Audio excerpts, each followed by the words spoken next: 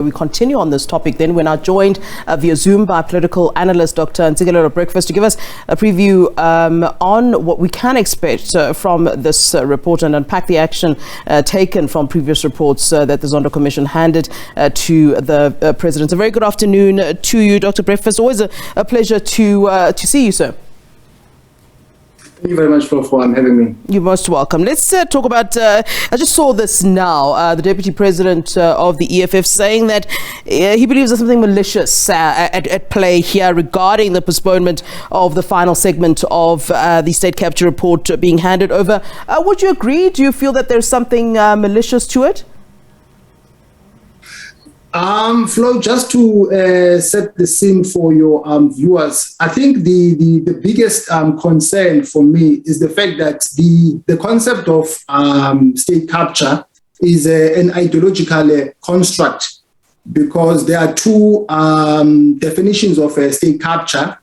You know, on the one hand, you have this liberal definition that we're using at the moment, that, state capture refers to a shadow state whereby you've got people outside the state machinery who are pulling at the strings, choosing people who should be in strategic positions. On the other hand, you have a Marxist definition that, no, the state is an instrument of oppression. Or that the Dr. Breakfast, I apologize. I'm going to interrupt you here. My apologies to you. My apologies there for cutting our conversation. But of course, we were talking about the fact that it does seem that there are some, where there's opposition parties who believe there's something malicious to be said about, the postponement of the release of the final edition of the state capture report.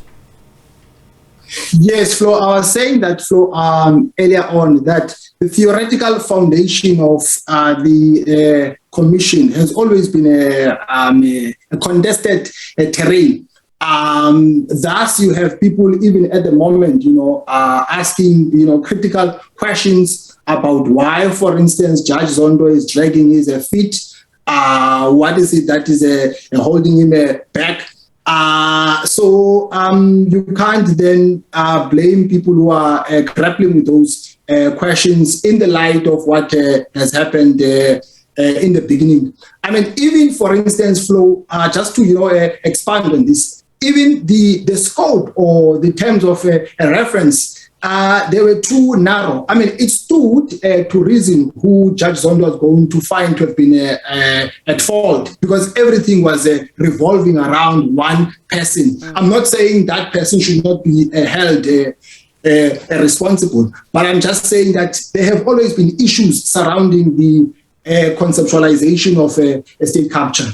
Before we look into, what we could or should expect from that final edition, let's talk about the other reports, the previous reports that were handed over to the President. Do you believe that there has been enough, and proper accountability? I mean, many people would ask the question of, when are we going to see, people actually, being taken through, the legal route and indeed being in court and having to answer to some of what was said at the State Capture Commission for those who indeed were implicated?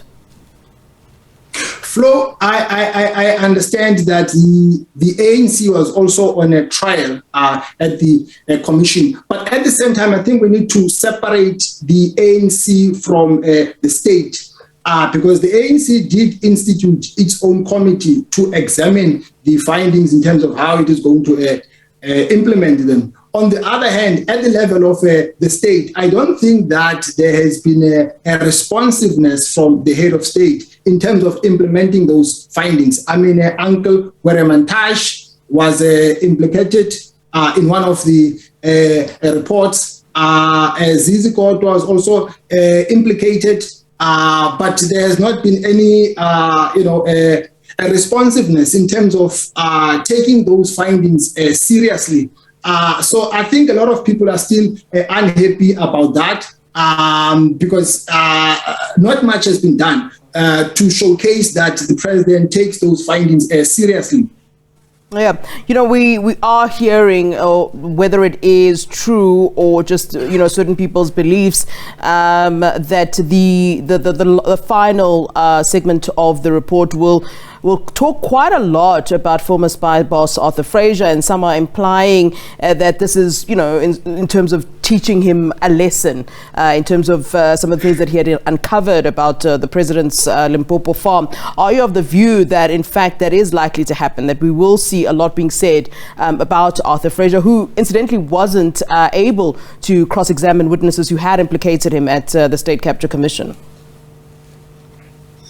Well, Flo, personally, I will cross that bridge when I come to it. I cannot see what the future holds. No one knows what lies ahead. But what I can confirm at the moment is that there are a lot of political factors at play.